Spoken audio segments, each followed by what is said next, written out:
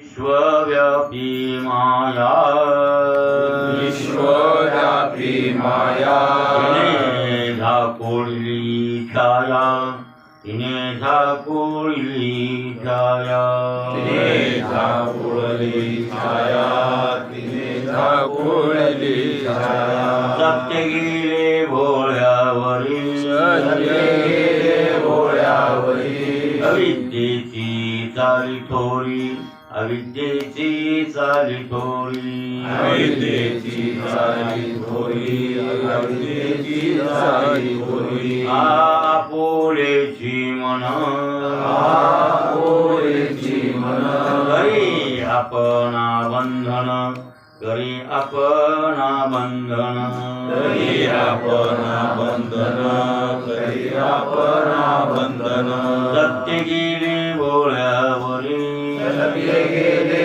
भोळ्यावरी अविद्येची चाली थोरी अविद्येची चाली थोरी अविद्येची चाली थोरी अविद्येची चाली थोरी हा तुका म्हणे देवा म्हणे देवा तुम्ही कोळीही उगवा तुम्ही कोळीही उगवा तुम्ही कोळी उगवा तुम्ही कोळी उगवा सत्य गेले भोळ्यावरी सत्य गेले भोळ्यावरी अविद्येची चाली थोरी अविद्येची चाली थोरी अविद्येची चाली थोरी अविद्येची चाली थोरी प्राप्तप्रसंगी सेवेसाठी निवडलेल्या अभंगधनुच्या पाठाची देवदूत तुकोबरांच्या जेवढी काळांच्या पट्टीप्रमाणे 328व्या क्रमांकाचा आपला अभंग चालू आहे आणि अभंगाचं पहिलं चरण चालू विश्वव्यापी माया तिने झाकोळली छाया अभंगात छायाचे आणि आहे ते त्या अर्थामध्ये थोडासा बदल करणं योग्य आहे. तर ते विश्वव्यापी माया विश्वाला व्यापून टाकलेली माया म्हणजे तिनं विश्व व्यापून टाकले कोणी मायेने विश्वानं माया व्यापली नाही मायेनं विश्व व्यापली असा त्यातला अर्थ. मग माया नावाचा पदार्थ त्याचा आपलं वर्णन काय चाललंय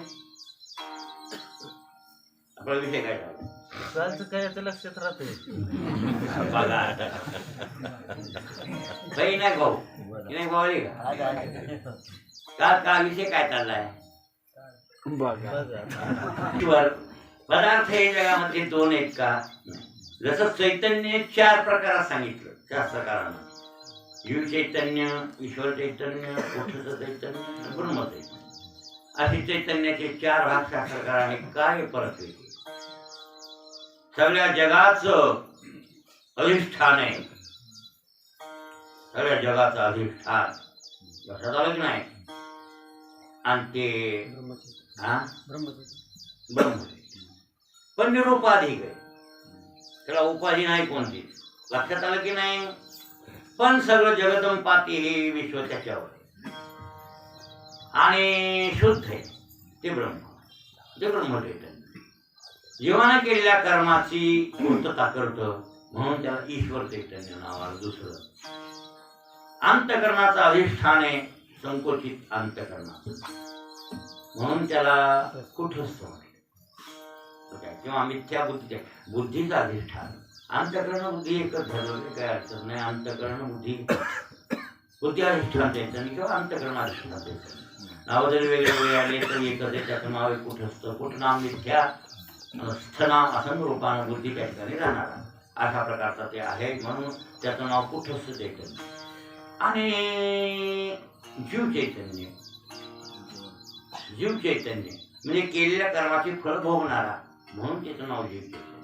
मग चैतन्य विकल्पानं 4 सांगितले पण अद्वैतवादात चैतन्य एकच. अद्वैतवादात चैतन्य किती आहे एक आहे. मग हे ईश्वर चैतन्य जीव चैतन्य हे जे भाग पाडले शास्त्रकारांना ते अज्ञानामुळे. ईश्वर तरी अज्ञानामुळे झालाय मग आपण जीव तरी अज्ञानामुळे त्याला ईश्वर केले आणि आपण जीव झालो. कशामुळं झालो ते आपल्या आपल्या अज्ञानामुळे झालं. वास्तविक ईश्वर म्हणून कोणी एक वस्तू नाही आणि जीव म्हणून काही वस्तू नाही, ब्रह्मच आहे सगळं. पण त्याला ईश्वरत्व दिलं, त्याला स्वातंत्र्य दिलं आणि आपण पारतंत्र्यात येऊन त्याची उपासना जीव करायला आणि त्याच्या दारात धरणं घेऊन बसलेला धरणेकरी आहे. कोण? जीव. असं धरणं घेऊन दारात बसलाय आणि मग विषयाची फळे मागायला, हे द्या मला, ते द्या मला, ते द्या, मुलगी द्या, मुलगा. बघा ना तुम्ही, माणसाच्या जन्मातला संसार दीड दिवस राहणार आहेत आपण इथं. हे लोकांना लक्ष काही भानच राहिलं नाही लोकांना. कितीतरी माणसं वेगळं राहणार, कितीतरी आता ते तुमचं तरी आहे आणखीन 10-5 वर्षी शिल्लक आणि आखरीला आलोच बरं.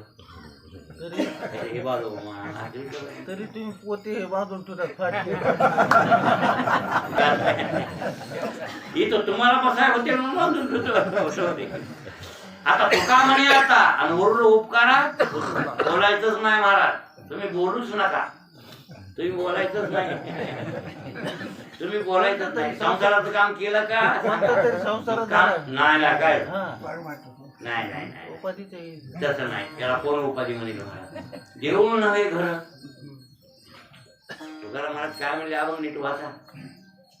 काय देऊळ नव्हे घर? हे देऊळ बांधणं काय, घर बांधणे काय? देऊळ नव्हे घर, प्रपंच नव्हे परोपकार. लोकांवर उपकार केला करणं म्हणजे प्रपंच नाही. आता हे केस आहे बँकेचे उठायचे या मंदिराची करायले, समजा हे करणं ते करणं उपाध्या बघ त्याच्या मागे लागल्या आमच्या लागल्यात ना. मग ह्या उपाध्या काय कमी करायले काय? इकडे तिकडं तिकडे इकडं कुठं नाही कुठं, मग हे करायले म्हणजे हे काही प्रपंच करायले परोपकार. काय व्हायला हे परोपकार. आमच्या उपकार म्हणा की देवावर उपकार म्हणा, देव कार्य. याला काय प्रपंच म्हणताय? संसारिक काम नाही ते, त्याच्या वैयक्तिक घरचं काम आहे ते कोणतं झालं? संसारिक. पण हे परमार्थातलं काम परमार्थ म्हणजे परोपकार करणं हे प्रपंच नाही. देवळ बांधणं हे घर संसार नाही. लक्षात आलं का? काय म्हणून म्हणले ते ग्रंथा प्रावरण नव्हे भिक्षेचे. त्या गोधडी पांघर नाही, गोधडी मोदडी घेऊन अंगावर काया रक्षण करणं किंवा शीतोष्ण रक्षण करणं हे काही मोठे मोठे वस्त्र वापरल्यासारखं नाही. एवढं शरीराला सांभाळण्यासाठी गोधडी घेतली अंगावर आणि भीक मागून खाते पोटाची गार भरण्यासाठी. लोक बरोबर आहे, ते काय अन्न आहे किंवा पक्वान नाही असं म्हणता येत नाही. नरे भिक्षेचे ते अन्न, भिक्षेचं अन्न अन्न नाही महाराज, प्रसाद आहे. भिक्षेचं अन्न आहे ना, ते अन्न नाही. मग काय? मधुकरी आहे म्हणून त्याचं नाव आहे मधुकरी. मधुकरी लक्षात आलं की नाही? आणि गाणगापूरला तर मागावंच लागते. गाणगापूरला मुक्काम पडल्यावर स्नान देव पूजा झाल्यावर 5 घर मधुकरी मागण्याचा नियम आहे त्या गावात. मागतेच बरं काय खरे भक्त, दत्तात्रयाचे भक्त का नाही. आणि ते 5 घर भिक्षा मागावी लागते आणि मागणं जरूर आहे. भिक्षा मागावी गाणगापुरामध्ये का? प्रसाद आहे प्रभूचा. त्रिलोक्याचा पती भगवान दत्त आहे. कृष्ण, विष्णू, पांडुरंग, दत्त नाव जरी वेगळे वेगळे असले तर दत्तच आहे. कृष्ण तरी कोण आहे? दत्तच आहे. दत्त तरी कोण आहे? कृष्णच आहे, एकच आहे. पण त्रिलोक्याचा धनी आहे म्हणून त्या उपासनेचे वर्णन केले म्हणजे स्वामींनी की त्रिलोक्याचा पती आणि मागतो भिक्षा ओम भव. त्रिलोक्याचा पती आहे आणि भिक्षा कोणती मागते? ओम भवती भिक्षा ददातु. हे माते मला भिक्षा दे असा म्हणतो कोण? त्रिलोक्याचा भगवान परमात्मा दत्त प्रभू. म्हणून गाणगापुरात दंडक आहे, विधी आहे. तिथं गेल्यावर मुक्कामाला राहिल्यावर आता तुम्ही मागता ना मागता मला माहित नाही. मागावी लागते ती विधी. आरती झाल्यावर भिक्षा हो ना पण ती मागावी लागते भिक्षा. दंडक आहे तिथला असा. म्हणजे याचा अर्थ भिक्षेचं अन्न अन्न नाही, ग्रंथा प्रावरण नाही, देऊळ घर नाही आणि प्रपंच परोपकार करणं प्रपंच नाही. याला म्हणता येत नाही. तुकाराम महाराजांना स्पष्ट गाठ्यात वर्णन केलेलं आहे. मग तो काय म्हणे आता तो उपकारा पुरता, मग परोपकार करायला काय अडचण नाही, करावी लागते. आणि मग काय करावं हे आयुष्य? मग ती बसून बसून साखऱ्या वाढल, काहीच नाही करायचं. समजा मनालाही काम नाही द्यायचं, मनालाही नाही धास्ती आणि शरीरालाही काय धास्ती नाही म्हणल्यावर ते कसं होईल बरं? मग ते मुरदूस बनल. मुरदूस कळलं का?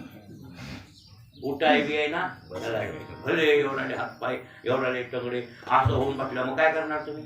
आणि मग शरीर कशासाठी दिले? परोपकार करण्यासाठी. आणि ते तुम्ही परोपकार नाही करत का उभे होय? असा त्यातला अर्थ आहे. म्हणून परोपकार केलाच पाहिजे जीवनामध्ये. चला आता ही आपल्याला इतकी आपण काठाला आलोत, मरायचे क्रोध, जवळ मरण आलंय, 1.5 दिवसाचं आयुष्य आहे, तरी पण आपल्याला ही हाव काही. आणि त्या ईश्वराला ईश्वरत्व देऊन आपण जीवत्व घेऊन बंधन घेऊन विनाकारण त्याच्या नादी लागलो. कोणाच्या? आणि खरं तर ईश्वर आपणच आहे. ईश्वर कोण आहे? आपणच आहे. सर्वज्ञ असणारा हा चैतन्य काय अल्पज्ञ जीव होऊन कशामुळं? अज्ञानामुळं. आपल्या अज्ञानासाठी नसता ठाव लागली. आपल्या अज्ञानामुळे हे प्रपंचरूपी झाड वाढले. आणि ईश्वर भाव, जीव भाव, कुटस्थ भाव हे सगळे भाव निर्माण कोणी केले? अज्ञानाने केले. म्हणजे अज्ञानाचं कार्य ते कोण? जीव आणि ईश्वर. आणि ते अज्ञान चैतन्य आश्रितच आहे. म्हणजे शुद्ध ब्रह्म आश्रितच आहे. ते कुठंतरी निर्माण झाले असातला भाग नाही, त्याला निर्माण झाले म्हणता येत नाही. अनादी आहे. अज्ञान, माया, प्रकृती काय आणि विकल्प हे जे सगळे आहेत ना, हे सगळे कल्पना इत्यादी सगळे हे अनादी आहे. आणि हे नावं वेगळे वेगळे जरी असले तर एकच मूळ कारण ती माया. ती कोण आहे? माया. आणि मायेने हे विश्व निर्माण केले. कोणी? खरं तर त्याला माहीतही नाही. त्या परमात्म्याला हे विश्व निर्माण झाले ते माहीतही नाही. ते आपल्या समाधी शेजेवर पोहोळलेलं आहे. आणि त्याचं ईक्षण लावून आणि ते हे सगळं विश्व निर्माण करते. कोण? माया. ईश्वर निर्माण करूनही तेही खरा विचार केला तर अलिप्तच म्हणलं तर काही दोष नाहीये. जिथं पुढचं कार्य काही असेल ते तर ती त्या परमात्म्याच्या संघापासून बाजूला गेली नाही. वास्तविक माया आणि परब्रह्म हे काही दोन्ही वेगळे आहेत असं मात्र नाही. म्हणून याच्यासाठी म्हणावं लागलं की एकमेके जीव प्राण जिया दोघा. काय ते एकमेके अमृतानुभवामध्ये ती उभी आहे. ती एकमेके जीव प्राण जिया एकमेकाविन न केले तृणाचे जाणं. आणि एकमेके काय? एकमेके जीव प्राण जिया दोघा. एकमेक जीव प्राण या दोघाला आहे. पण गवत निर्माण करायचं असलं तर ती माया स्वसत्तेनं करू शकत. त्याचं शिक्षण घ्यावं लागतं. कोणाचं? त्या ब्रह्मा, त्या परमात्म्याचं शिक्षण घेतल्याशिवाय हे गवत साधन निर्माण करायचं असलं तरी त्याला स्वातंत्र्यरित्या आणि अधिकार नाही. बरं, ते एकटंही हिच्या आश्रयाशिवाय किंवा हिच्या संगतीशिवाय आणि गवत ते बी निर्माण करू शकत. म्हणजे एकटं ब्रह्मही निष्क्रिय आहे आणि एकटी मायाही निष्क्रिय आहे. असे ते दोघं जण आहेत. आणि दोघं दोन्ही नसून एकच आहे. ज्ञानेश्वर महाराजांनी त्या दोघांच्या एकत्वाबद्दल तर 9व्या अध्यायात इतकं सुंदर वर्णन केलंय की ते काय की 2 दीप आहेत पण प्रभा एक आहे. 2 फुलं आहेत, धृती एक आहे. असं बघा तुम्ही वर्णन काय आहे ते माया आणि ब्रह्म आहेत ना, हे दोन्ही एक आहे. आणि एकत्वामध्ये जर उदाहरणार्थ मग याच्यासाठी त्यांना सांगावं, अर्जुनाला भगवान कृष्ण परमात्मा सांगले, अर्जुना मी अधिष्ठिल्या प्रकृती होत्या चराचराच्या संभूती. बरोबर आहे ना? मी आधी ठेवलेली प्रकृती आणि चराचराचे संभूती म्हणजे चराचर निर्माण होते असं देव म्हणले. पण त्याच्यामध्ये मी असंग आहे म्हणले, मला त्याचा काही संबंध नाही. ते कसं म्हणले की आगा राय नगर केले या म्हणत्या ते साजीपण आले परी पाहता काय सिनले रायाचे हात. हा, हे गाव बांधून दिलं. हे किल्लारी सारखं गाव बांधून कोणी दिलं? किल्लारी बांधून. किल्लारी पडली भूकंपात. लातूर जिल्ह्यातलं गाव गृहीत धरा पडलं. किंवा घरकुलं बांधायले, गावगाव घरकुलं चालू आहेत ना बांधायला. कोण द्यायले? सरकारनं बांधून दिलं म्हणणार की नाही तुम्ही? हे मला कोणी बांधून दिलं म्हणणार, तुम्ही काय म्हणणार? हे घरकुल मला सरकारनं दिलं, सरकारनं बांधून दिलं असं म्हणणार. त्याचे काय हात शिरले का त्यात मोदीचे? त्यानं हाताने येऊन सिमेंट लावला, विटकर बसविलं नाही.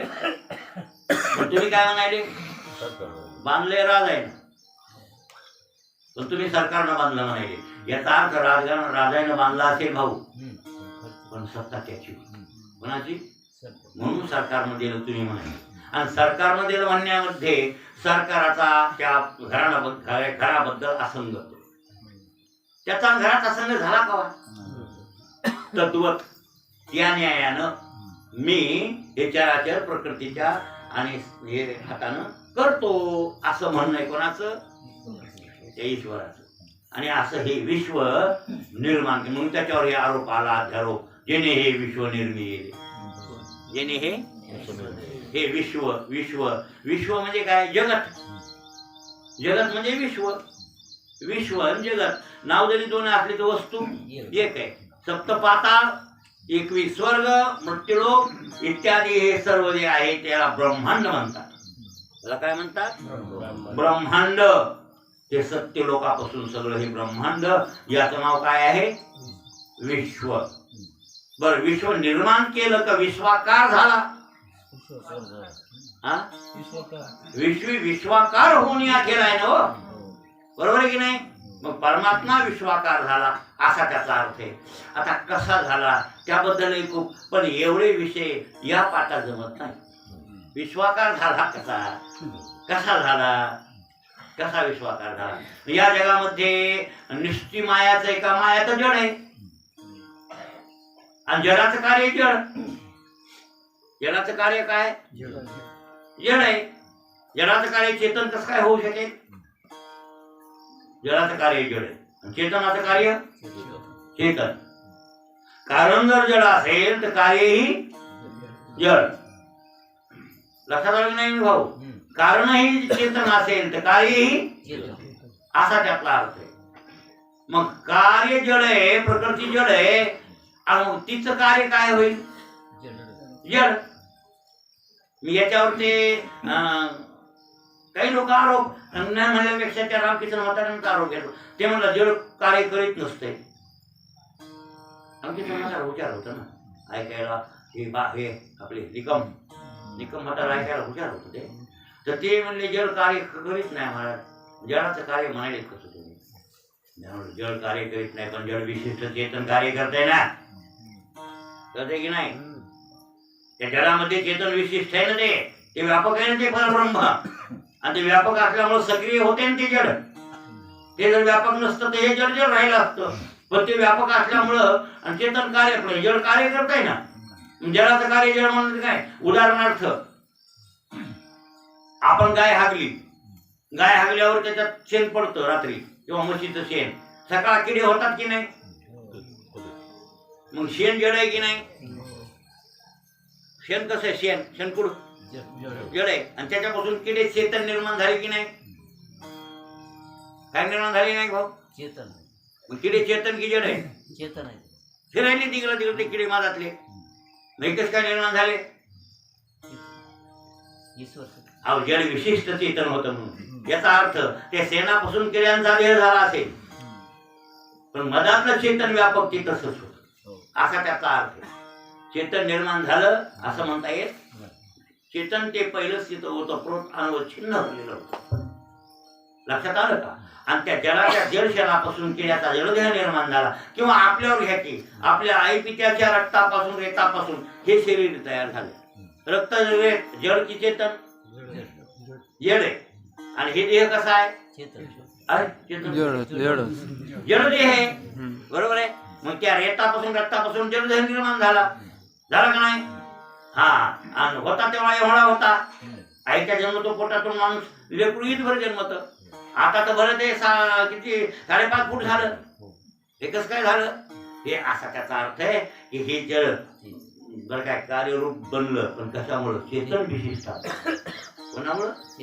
चेतन विशिष्ट. चेतन विशिष्ट आहे. मला चेतन विशिष्ट असल्यामुळं आणि अशा प्रकारचं चेतन पोट भरलेलं आहे.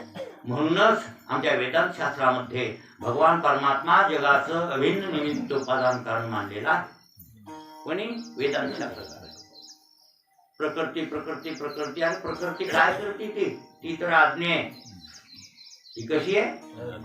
आज्ञा आहे ती प्रकृती. चेतन भगवान परमात्मा परब्रह्म सर्वज्ञ आहे आणि जीव अल्पज्ञ आहे. प्रकृती तर आज्ञा आहे. मग आज्ञा काय करील? तिच्यात विशिष्ट कोण आहे? तो चेतन परमात्मा विशिष्ट आहे म्हणून ती सक्रिय आहे अशा प्रकारे. आणि जगाचं उपादान कारण सगळं जर विचार केला तर अभिन्न निमित्त पदार्थ अभिन्न बी निमित्त बी काय केलं भाऊ. उपादान कारण बी निमित्त कारण बी अभिन्न मान कोण आहे प्रभू आहे असं मानले. बरं कोणी वेदांत शास्त्रकार हे विषय जरा अवघड असते. बरं मग कसं त्याला आणि त्याच्या दोन शक्ती आहेत. तामसी एक प्रकृती आहे आणि शुद्ध सत्वात्मक एक प्रकृती आहे. शुद्ध सत्वात्मक प्रकृती बरं काय तिच्या सहित बरं काय लक्षात आलं की नाही. तिच्या सहित कोणासहित शुद्ध सत्वमयी प्रकृती सहित ईश्वर पुलान्यायानं जगताचं निमित्त कारण. कोण्या न्यायानं कुंभार न्यायानं. कुंभार मडक्याचं निमित्त कारण आहे का. निमित्त कारण उपादान कारण म्हणजे जे कार्यामध्ये ओतप्रोत भरलेलं असतं त्याचं नाव उपादान. आणि जे कार्यापासून अलग असतं कार्याचा हेतू फक्त असतं पण कार्यापासून सदैव ते अलग राहतं त्याचं नाव निमित्त. मग निमित्त कारण कुंभार आहे घागरीला घटाला आणि उपादान कारण काय आहे माती आहे. उपादान कारण माती आहे. मग ते कुलान्यायानं शुद्ध सत्वात्मक प्रकृती सहित कुलान्यायानं ईश्वर जगाचं निमित्त कारण मानला. कसा मानला निमित्त कारण मानला. आणि तमप्रधान प्रकृती सहित जगाचं उपादान कारण मृत्तिका न्यायानं तोच मानला. कोण मग तमप्रधान प्रकृती सहित उपादान कारण बरं काय मृत्तिकावत किंवा मृत्तिका न्यायानं तो बनलाय. तिथं आम्ही सांगत आहे म्हणून तिथं तो परमात्मा कसा आहे म्हणून आम्ही त्या सृष्टीच्या संघात आहे म्हणून बरोबर आहे.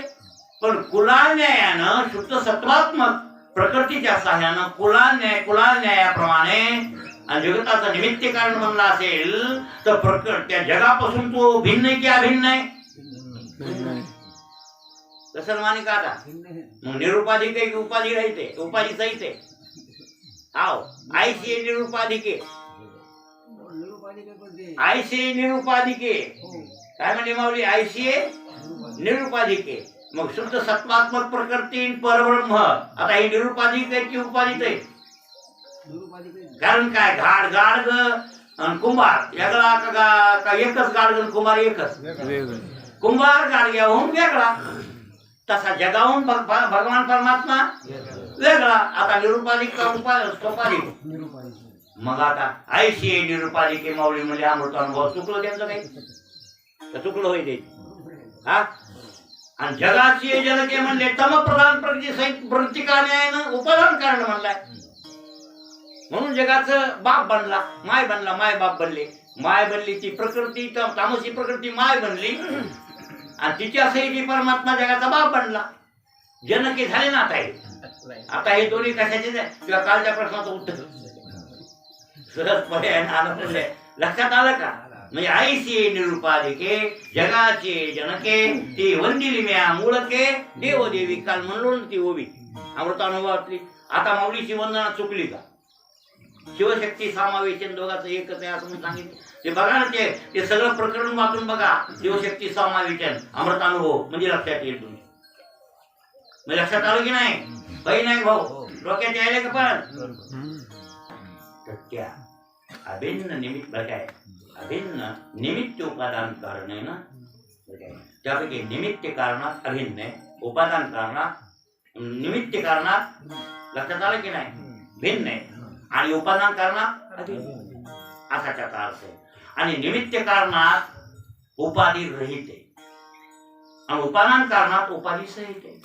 म्हणून आईशी निरुपाधिके की याचा अर्थ शुद्ध सत्वगुणी माया तिच्या सहित जगत निर्माण करण्यामध्ये लक्षात आलं की नाही कुलाल न्यायाने निमित्त कारण म्हणलाय. मग निरुपाधिके आईशी निरुपाधिके हे दोघं बी लक्षात आलं.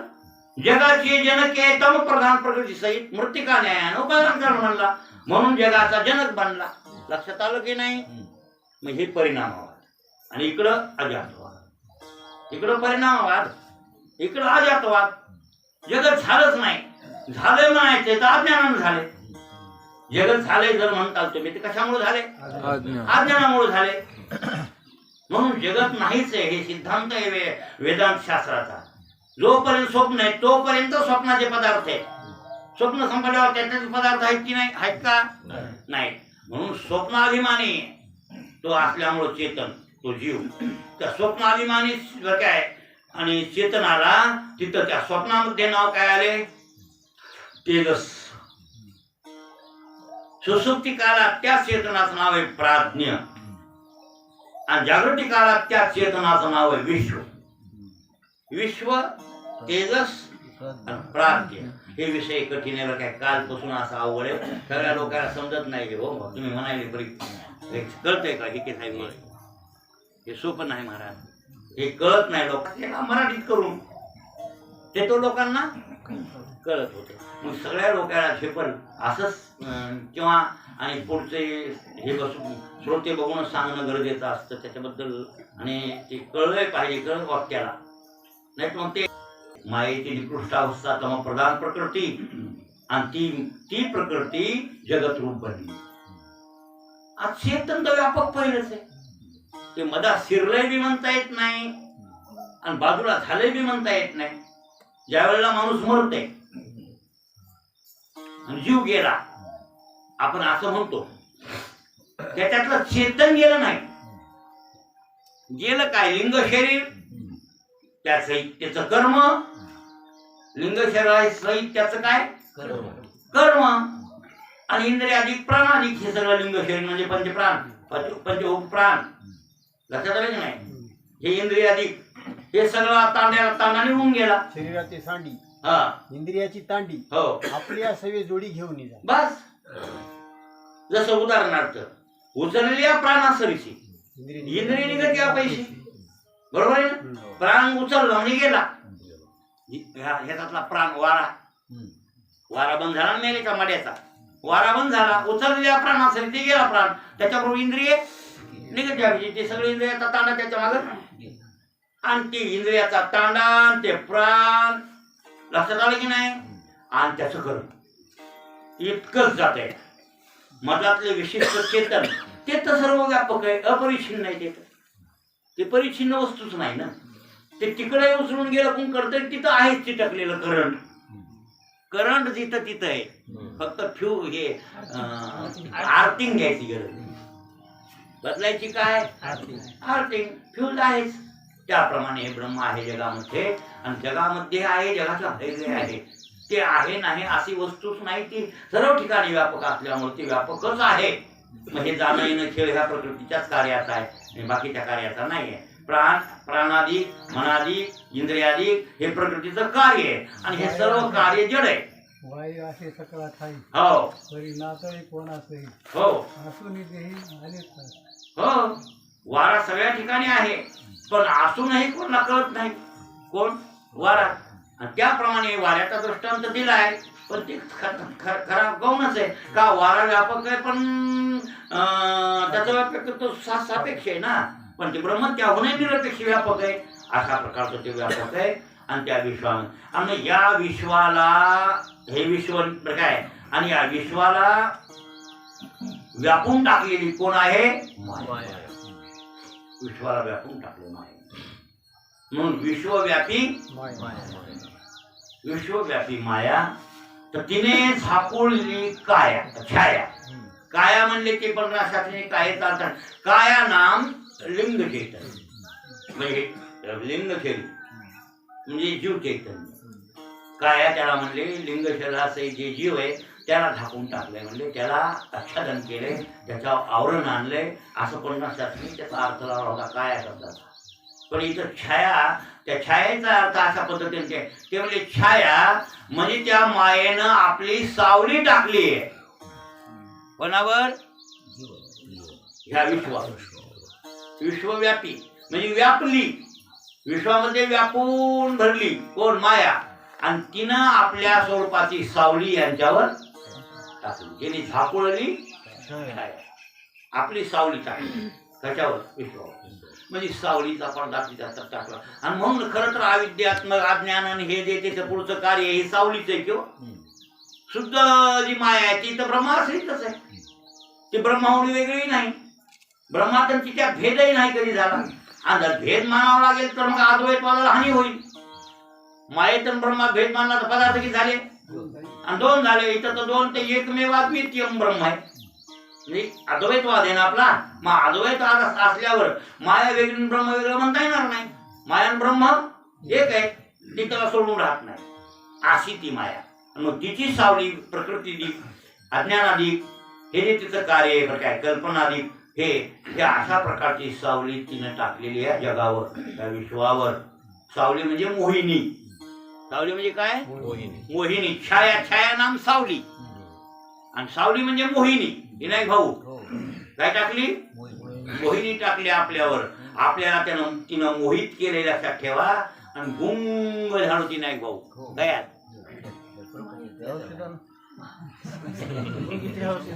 गुंगीचं औषध आहे हे विनायक भाऊ. हे गुंगीचं औषध जाऊन ठेव केला जीव जिंपुटी. खरं विनायक भाऊ खरं नसलेलं भेव आहे की कसं होईल माझ्या पोराचा आता कसं होईल. किती दडपण आहे नाही आहे का नाही दडपण. इतकं दडपण येते माणसाला महाराज कोणी माणसाला कसं होईल. हे नसलेला भेव आहे की नाही का खरं भेव आहे नसले. अर्थार्थी काही संबंध नाही ह्या गोष्टींचा. हे जड गोष्टी सगळ्या आपल्यापासून हे आलंच आहे. तरी पण नसताची दावणी भेव. कोणी भेव दाखविलं तिने झाकोळली पांघरून टाकलं मोहित केलं आणि मोहित करून भेडविलं गुंग करून टाकलं. माणसं गुंगले म्हणून जनतरी देखे गुंतले. तुकारामाला कावा कळालं बाहेर निघाले. ते म्हणले ना नसताची दावणी भेव केला देव हिमपुटी झालो तेव्हा कळले जागा वाऊगाची आकांत. मला जाग झाल्यावर कळलं म्हणजे हे स्वप्न लबाड आहे म्हणून. पण झोपीत आहे तर स्वप्न लबाड वाटतंय का. पण कवा वाटतंय लबाड आहे. मग तसं आपण बी जागा झाल्यावर आपल्याला वाटल की नाही नाही भाऊ. डोळा चुचला ना डोळा म्हणजे शेवच याय ना यायला का शेव. अशी ही माया आपली छाया आपल्यावर टाकते आणि आपली छाया टाकून आपल्याला झाकून टाकते. विश्वव्यापी माया तिने झाकळली छाया तिने आपली सावली आपल्यावर टाकलेली. आणि सावलीचा दृष्टांत तुकोबारायांनी मायेबद्दल आणि गाठामध्ये दिले. त्याच्यामध्ये एक दृष्टांत दिलाय. दृष्टांत ते म्हणले मला वाटते काय म्हणले माया तैसे ब्रह्म ब्रह्म तैसी. आता दोघांचा इथं ऐक्य सांगितलं का नाही. माया ब्रह्म तैसी माया तैसे ब्रह्म ब्रह्म तैसी माया अंगानी छाया जिया परी तोडिता तुटेना सारिता निराळी पण आलिंगना तरी हरपती. काय बोलणे तू काय हे नाही का विचारसागर गाठ्यात. आणि हे विचारसागराचा बापच घ्यावं. नसताची दावणी भेव हे विचारसागराचा वापरायचं काय. किती काळ अभंग महाराज ग्रंथाचे तुकोबारायांच्या. तुकाराम महाराज म्हणजे वेदांतीच होते. कोण होते अद्वैतवादी वेदांती असे तुकोबाराय होते. आणि वेदांत होतो प्रोत महाराज. तुकाराम महाराजांना शरण यावं लागलं वेदांती आहे. पंडित पंडित म्हणणारे माणसं सुद्धा तुकोबारायला शरण येऊ शकतात येतात. यावं लागेल त्यांना. इतकं ज्ञान तुकोबारायकडे. बघावरती काय म्हणले ब्रह्म तैसे माया नाही माया तैसे ब्रह्म ब्रह्म तैसी. म्हणजे माया आणि ब्रह्म इथं दोघांची एकता केली का अद्वैत केलं. म्हणजे जसे म्हणले की नाही हरी तेते संत संत तेते हरी आयशे वेदचारी किंवा देव ते संत निमित्त त्या. म्हणजे संत देव दोन का एक. तसे माया आणि ब्रह्म दोन का एकच आहे. बरोबर आहे ना. आता इकडं आहे का अंगाने छाया जिया हे दृष्टांत तुकोबारायांचा दृष्टांत. आमचे विठोबांना नाही नारायण शास्त्री बाबूकरांनी आणि म्हणले अंगाने छाया जिया. म्हणजे अंगाची सावली अंगाला सोडून राहते का नाही. बरं काही नाही भाऊ. अंगाला सोडून राहत नाही सावली. मग सावलीची काय बाधा त्या मनुष्याला होती का? नाही होत. का काय त्रास झाला? नाही. एसटीत दाटवा झाला. आता तू जर उगं माणसं बिकळी बकळती एसटीत. हो. मला पुन्हा तुझ्या अडचण व्हायली का सीटा बसायला आवड व्हायले? असं कधी झालंय नाही भाऊ. कधीच नाही. हा? मग तिला एकतर सोडायची गरज आहे काय? नाही. येऊ द्या सगळं कुठे मी येत याचा अर्थ सावली माणसाच्या शरीरापासून भिन्न नाही. नाही. तशी ब्रह्माहून माया भिन्न. ह्या अभिन्नत्वासाठी दृष्टांत दिला एक बरं काय. आणि दुसरा दृष्टांत दिला आलिंगनात तळी हारत. हे दृष्टांत महत्वाचं आहे. हे महत्वाचं आहे. कोणता? सावली काहीही पदार्थ नाही, तरी पण माणसाच्या संग नेहमी असतो. कधी पालखीत चढते माणूस, रस्त्याने चालला तर, कधी संडास साठले तर भीतीवर जाते की नाही सावली? मग सावली कोण्या पदार्थ सापडली तर त्याबद्दलचं सुख दुःख त्या माणसाला वाटतं का? नाही वाटत. बरं ठीक आहे. तोडीतात तुटेना सारिता निराळी. तिला किती तोडायला गेलं, घरी ठेवायचा विचार केला आणि कोंडून टाकली घरात. कुलूपच लावून टाकायचं आणि सावलीला मधात कोंडायचं. लेसर संग यायली अरे बालुमा कशी कोंडल ती तुमच्या शरीराला लागूनच राहते. बरोबर आहे. हो. पण त्याच्यापुढे दृष्टांत दुसरा एक आणखीन आमचे नारायण शास्त्री म्हणले की त्याच्यासाठी की आलिंगना तळी हरपते. हे महत्वाचे बरं काय. आलिंगना तळी म्हणजे आपण खाली झोपलो असं आलिंगन दिलं खाली जवळ दिली की तिथं हरपली का राहिली? कुठे सावली दाखवा पुन्हा. नाही सावली पुन्हा. आलिंगनात हरपते. मग विनायक भाऊ आपण बी ब्रह्मस्वरूप झाल्यावर आता राहील का वेगळी? त्या ब्रह्माचं आपलं आलिंगन झालं. आलिंगन दोघांची ऐक्यता. आलिंगन म्हणजे एकमेकाला आवळून धरणे, हे त्याचं प्रतीक आहे. होय नाही भाऊ. आपण नाही का इवायची भेट घेतो ते पारावर आणि पुन्हा भांडणं करतो. हे तोड बघत नाही येत हे तोड काय. हे आलिंगन दिलं डोंगर तुम्ही. होय दादा. दादा नाही दिला इवाय कुठे इवाय कोणाला हे खरं नाही. हे डुप्लिकेट पण नाही. तन मन धन सर्व गुरु अर्पण. काय डोंबलं दिलं हे भामटे गुरु भामटे शिष्य दोघे खराब आहेत. हे गुरु तुला मी कान फुकतो ये मायाकर आवडून टाकायचं, कान फुकायचे, डोळे चमकायचे आणि पुन्हा तन मन धन अरे गुरु सारपण भामटा शिष्य. काय हे खरे गुरुबाजार पडतो बस शिष्य चुकार तटू. हे बोलण्यापुरते जसं युवाई भेटन हे ते आलिंगन आहेत हे त्याचं प्रतीक आहे. आपला ऐक्यता. ऐक्यता तिला म्हणतात काय काय हृदय हृदय एक झाले. हे हृदय ते हृदय घाते द्वैत मोडिता केले आपण आयशे अर्जुन. त्या द्वैत केला अर्जुनाला भगवान कृष्णाला. लक्षात आलं? असं त्या अद्वैतात आपण जर शिरलो त्या ब्रह्मस्वरूपात, ब्रह्मस्वरूपाचं आपलं ऐक्य पावलं, जीव ब्रह्म झाला, जीवाची ब्रह्माची ऐक्यता झाली. हे काय झालं आता? आलिंगन. हे काय झालं ना? आलिंगन झाल्यावर ती हरपून जाते का राहते? कोण? माया. मग आलिंगनात तळी हरपते. नारायण शास्त्री म्हणले चुकलं का नाही काय वाबगाव करायचं? वाबगाव करायचं काय चुकलं का? तुकाराम महाराजांनी बोलले काय खोट आहे का? म्हणजे याचा अर्थ ब्रह्माशी ऐक्य पावला की सावली त्याची माया हरपते आणि ब्रह्माशी भिन्न राहिला की सावली दिसल्याशिवाय. लक्षात आलं की नाही? म्हणजे सावली ना माया. माया हाय त्याला आहे आणि नाही त्याला नाही. चला आपला टाइम संपला. बरं 2च मिनिटं राहिलाय. माया आहे त्याला हाय नाही भाऊ आणि नाही त्याला नाही. म्हणून नाथ महाराजाकड नाही, तुकोबरायकड नाही, ज्ञानोबरायकड. खरं तर मिथ्याही म्हणते. मग सत्य आहे का? तर सत्यही नाही. सत्यही म्हणता येत नाही, मिथ्याही म्हणता येत नाही. मग आहे कशी? सत असत आहून विलक्षण. म्हणून वेदांत शास्त्रानंतर सांगितले की सत असत आहून विलक्षण. त्याचा विचार उद्या करू. तुम्ही एवढं सांगा माया येण्या